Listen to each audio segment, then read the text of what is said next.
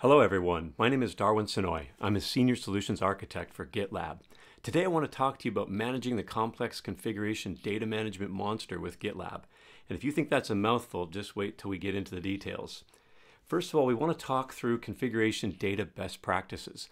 These are the practices that have evolved in our industry to try to get a handle on this problem. Then we'll talk about config data's wicked problem. Basically, there's no limit to the dimensions that you might need to accommodate. We'll get into that a little bit and help you understand how this is a tough problem no matter what tooling you apply to it. Then we'll talk about providers and consumers. What are some of the subsystems of automation that use this data and might also store this data? Then we'll get into GitLab's config data features specifically with two major breakdowns. We'll also talk about GitLab config data convergence features. So when we bring that config data down to make it into one set of config data to target an environment, how does that exactly work? We'll also talk about GitLab development patterns for continuous deployment. So there's several different ways in which you can configure GitLab repositories and groups to accomplish a nice clean separation and the kind of controls that you want to put in place. Finally, we'll talk about mapping GitLab data features to GitLab additions. So what additions bring which features to you? First of all is the concept of build once, deploy to many. So we really don't want to have to rebuild our code every time we deploy to an environment. We want to be able to make that code one time and then deploy to as many environments as we need it in. The second backs up that with the 12-factor app principle number 3, config segregated from code. So this is really a way to accomplish build one, deploy to many. And what we do is we keep our configuration out of our code and separate from our code. And this is very important when we go into multiple environments because we want our configuration to be able to vary by environment without rebuilding our software. Finally, the concept of GitOps is bringing a new idea to the fore, which is that Git would be the single source of truth for both code and config. So both of these elements, as much as possible, are stored inside of Git. So these are some of the best practices that we will indeed be talking about as we go through this information. So let's talk a little bit about how configuration management data presents to us. In this example, we have 4 environments across the top, and we have 3 different data values down the left side. Each of these environments may or may not need a different value depending on what that environment is configured to do. And so you can see that this is a very common issue and a very common problem. One of the challenges is we might have additional dimensions to this data. So in this case, if we add customer, we might end up with 3 dimensions of the same data layout. There are other possible dimensions: data center geolocation, country location, and regulated versus non-regulated environments are just a few. There are many others that this might affect. It's also important to know that it affects both application and infrastructure configuration. So some of this data may be bound to the build process and get tied right up inside of your application artifacts. Other parts of it may be pushed along with your application to configure it. Other parts may be needed to configure infrastructure. The big wicked problem here with configuration management data is that there's no real practical limitation to how many dimensions might come into play for your given scenario. In this example, we've added 2 more dimensions: data center geolocation and customer country. Now, it's always important to design to be as simple as possible, but you can see here sometimes we're forced into a more complex model. Let's just give a quick example of converging data for something like a payment gateway across multiple environments. In this table, we have a result column that's showing, depending on what's going on with our environment, we might have different rules. So in our development environment, we just have one payment gateway endpoint. In our stage environment, we start to break it out by additional concerns. And finally, in our prod environment, we have to break it out by all 3 of these intervening concerns. So you can see how the configuration data convergence is very important to understanding and getting a good mapping of our environment for our application to run in.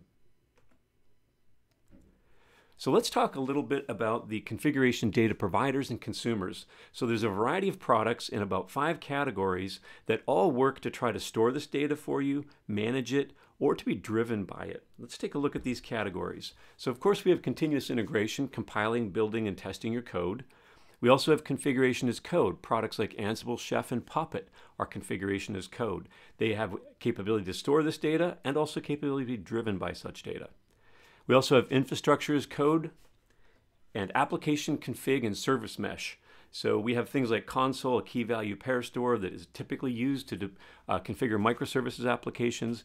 And we have a bunch of other technologies in this space that allow us to have dynamic configuration of our application. We may need to push this data into such environments, or these environments can also have the capability to store it themselves. And finally, continuous deployment.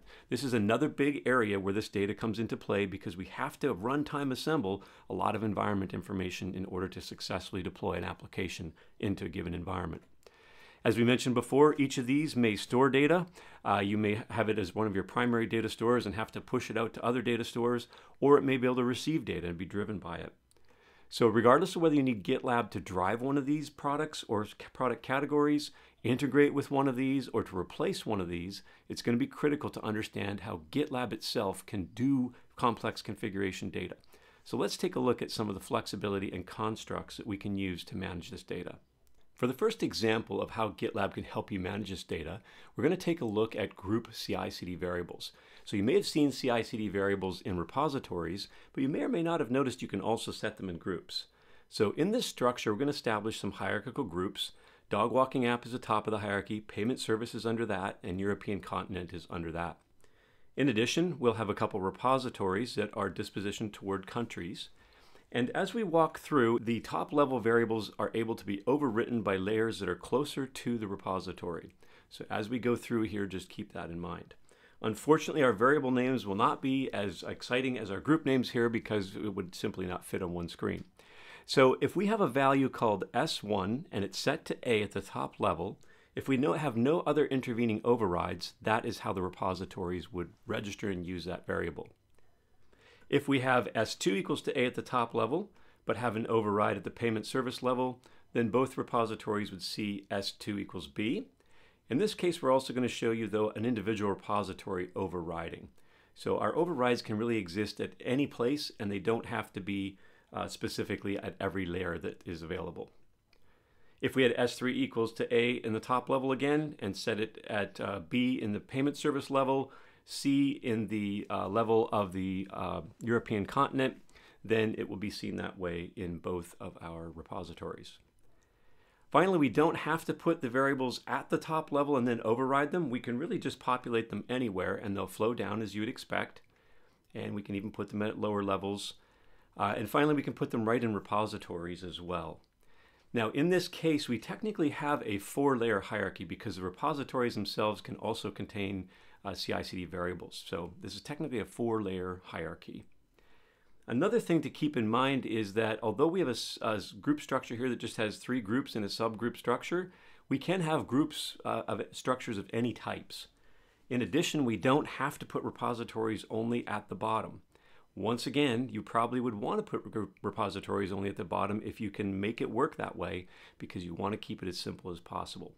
So this is an example of how GitLab can use group variables to start creating some very interesting and sophisticated ways of dealing with this data depending on the scopes that we have to account for given the data. So I am in a guided explorations group within GitLab. This is a public group that you can actually go out and observe as well. You will not have maintainer permissions, so you will not be able to see some of the things we'll look at, but there is a document in here guiding you how to reproduce this example in your own group or instance.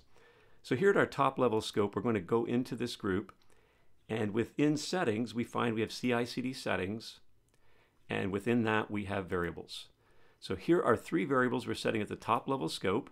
We simply set the value to indicate where it has been set so that it's clear where the data is coming from. We're now going to proceed to look at the subgroup underneath this group. The subgroup also has CI/CD variables. And we can see here that each of them is named by subscope that are sourced from this level. And then we've overridden the top scope as well. Our final scope level will be the repository level. And of course, you're probably familiar with doing CI/CD variables in your repository. When we look at this list, we're just going to ignore anything that doesn't have the word scope in the variable name because we'll be focusing on the other ones in just a minute. So you can see here we have a repo scope level. We have overridden the subscope level for one particular value, and we've overridden the top scope level for 2 values at this level. So this shows us that these data values are traversing down the hierarchy. We can also look here and see where our inherited variables are coming from, what group levels they're coming from. It doesn't show us the values at those levels. We'd have to go back to those levels to check. Now let's look at a completed job in the pipeline to see how these variables resolve for a given circumstance.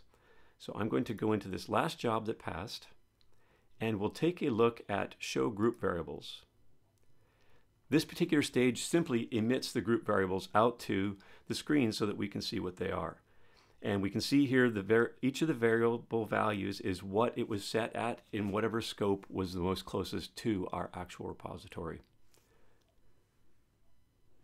So that is the concept of using group variables or group CI/CD variables in order to create a stack of variables that are inherited and overridden as we get closer and closer to the repository that we are dealing with.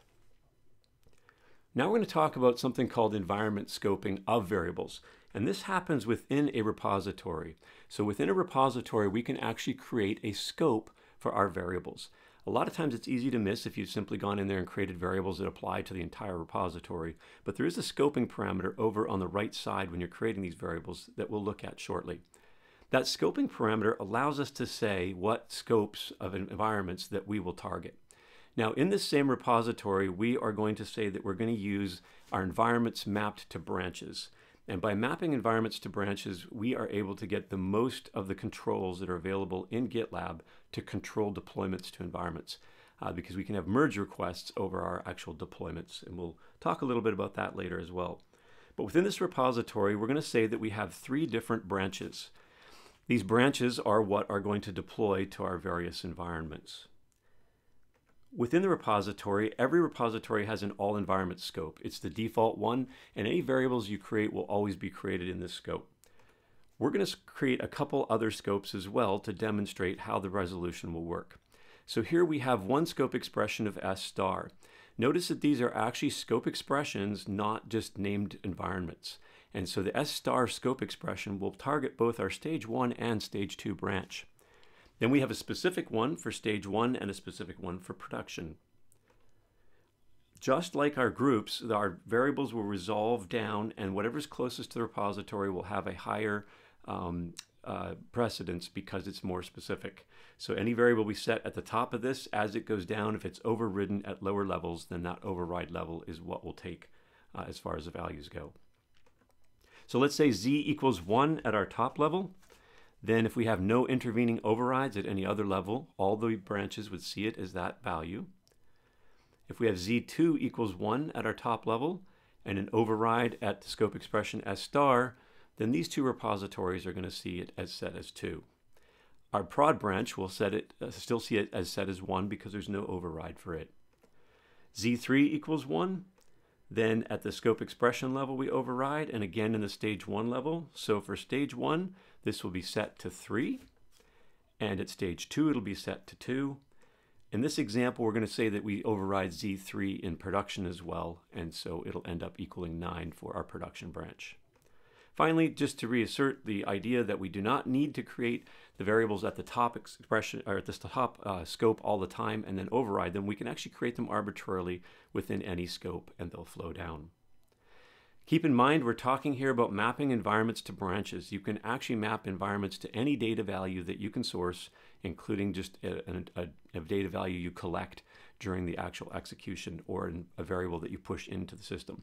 So we're doing it here by branch, but it can be mapped by most anything. So let's take a look at what this looks like inside of GitLab. We are at our repository level here, so we're going to go into our CI/CD variables.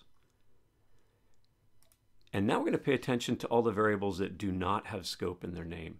And these values have a variety of scope differences over here on the right. So you can see all the ones that came down from the groups all have all environments. And then we have this global visible var that is set to visible data and applies to all environments. So we should see that no matter what branch we build. We have this multi-environment variable for S star environments that is set to a specific value. And then we have this password value that's repeated 3 times because it's different for all 3 scopes. And so you can see how that would be valuable for data or authentication details that are different per scope. And then we also have some visible environment variables down here that are different per scope. So visible environment data parameter will be different in each particular branch.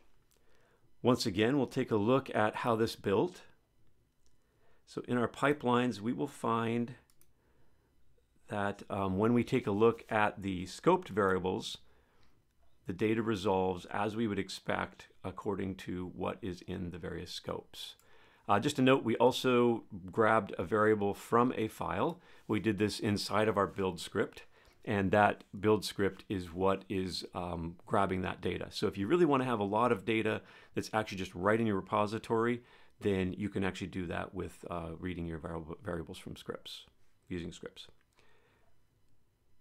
Let's just take a look also, though, at a built artifact. So we've emulated kind of a fake artifact here. Oops, wrong one. Go into our job one, plugin one, and over here we can browse our artifacts, and this would be a properties file potentially for Java. It's not properly formatted because it's just designed to show you how that data would flow down. So that is an example of a built artifact using the same data that we have been talking about. So that's how we work with environment scopes within GitLab, and they can add a lot of flexibility. Now, both environment scopes as well as group CI/CD variables are two different approaches to kind of the same problem set. However, there's nothing stopping you from combining them together if you have complicated scenarios that require even more flexibility. Keep in mind, we always advise you design everything to be as simple as possible, but of course you can't design it to be simpler than necessary. So it's important to design as simple as possible, but we want to show you the full flexibility you have so you know what tools you have in your toolbox in order to attack this challenge. I want to go through some scenarios now of how you might configure GitLab for deployment, because if you use multiple repositories or multiple branches or other mechanisms, then these variables capabilities also are in play, and you can use them in combination with a given scenario. So in this scenario, we're going to talk about deploying to environments using branches, which was kind of the assumption of the last set of data that we looked through. So here we have a typical code collaboration workflow where features come in on branches and they are integrated into a branch where the validation, human moderation of the code and review of the code, as well as build validation and potentially deployment to a review environment is done. And so this is kind of our build and test phase.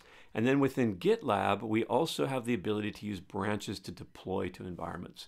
And so this is an example of deploying to successive environments for the same application. So as it's being promoted through its environments, it travels from branch to branch using merge requests. Now, I'm just going to briefly cover some information we covered in a previous webinar, which was on some of the rich change controls we have in GitLab. I want to just briefly touch on it because it's important if you're thinking about these variables to also understand where your change controls are in this process.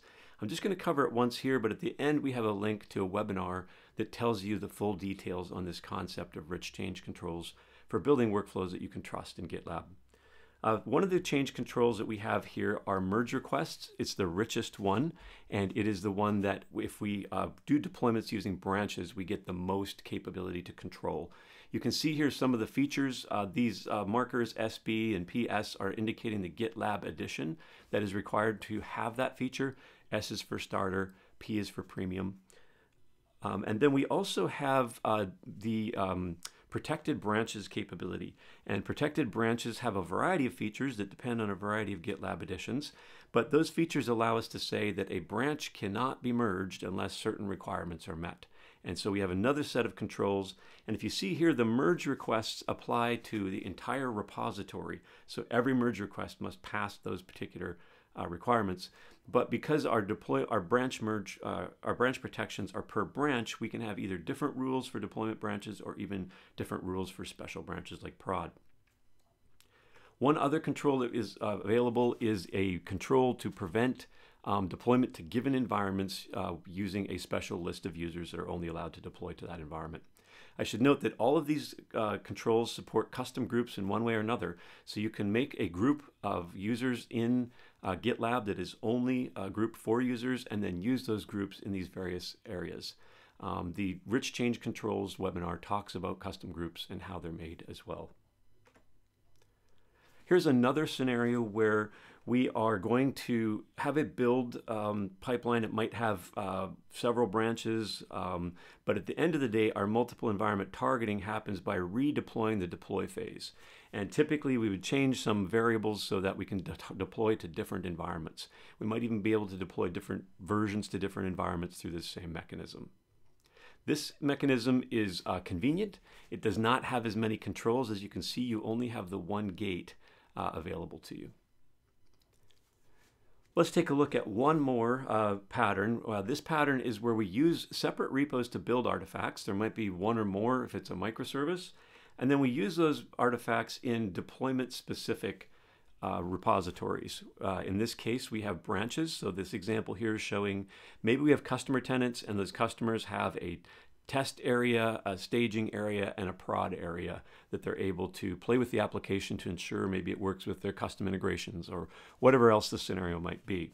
And so this is another pattern that you can implement in GitLab. So the variables that we talked about can work over top of these in any configuration that makes sense for you.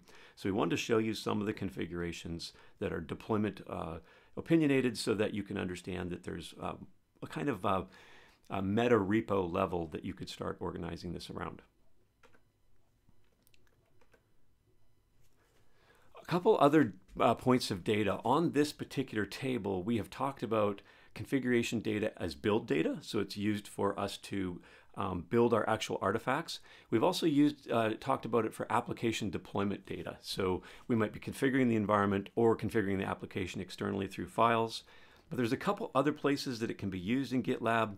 One is for CI/CD flow control. So we have a couple special keywords that allow us to make jobs within a CI/CD workflow turn on and off based on the value of variables. We also, many of you separate your application deployment pipelines from your infrastructure as code deployment pipelines because infrastructure as code gets deployed a lot less frequently than your application redeployments. And so when you do that, of course, you can use all of these data management capabilities for these other two scenarios. Just a couple items for reference. I'm not going to plow through everything on this screen, but I did want to point out that GitLab, as it is now, does not have true secrets management.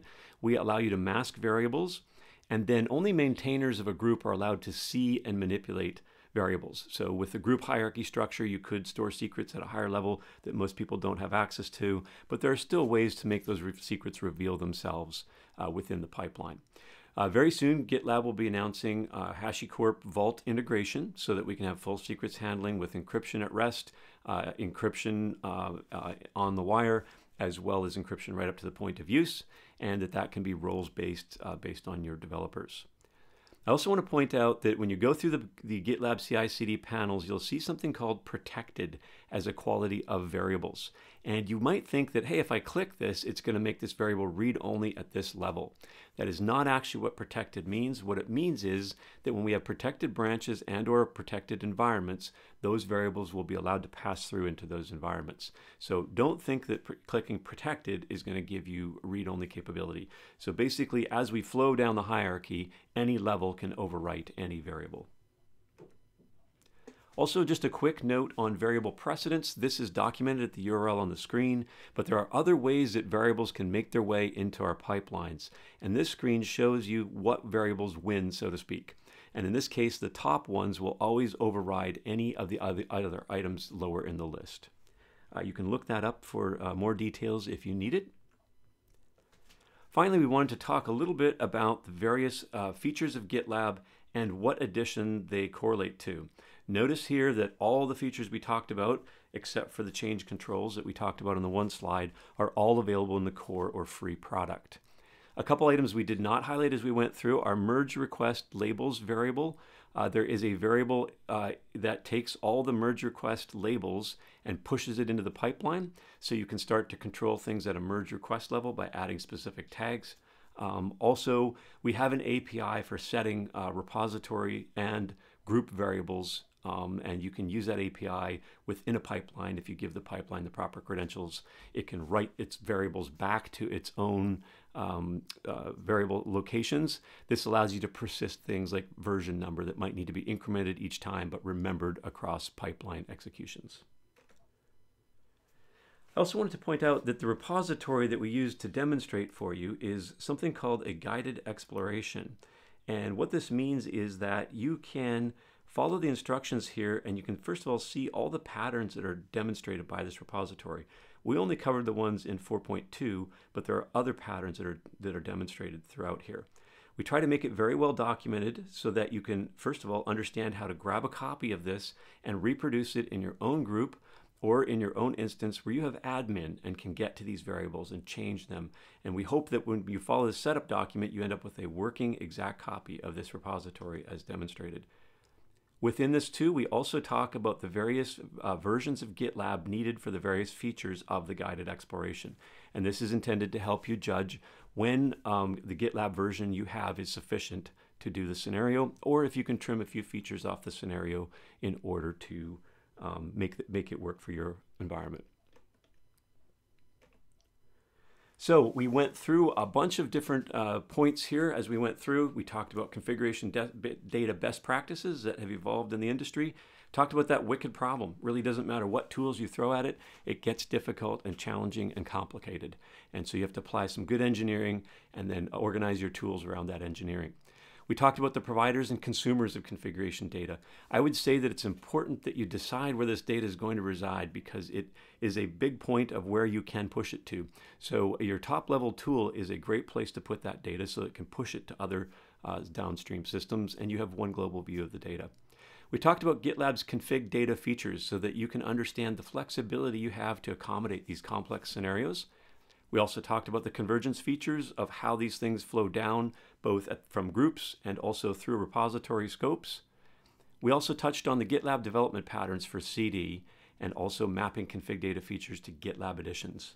So just in summary, the real big summary view here is that whether you need GitLab to drive, integrate with, or replace tools that are in these various categories, the flexibility that we've demonstrated for you here today is what's going to help you get your hands around whether GitLab can do that for you or not.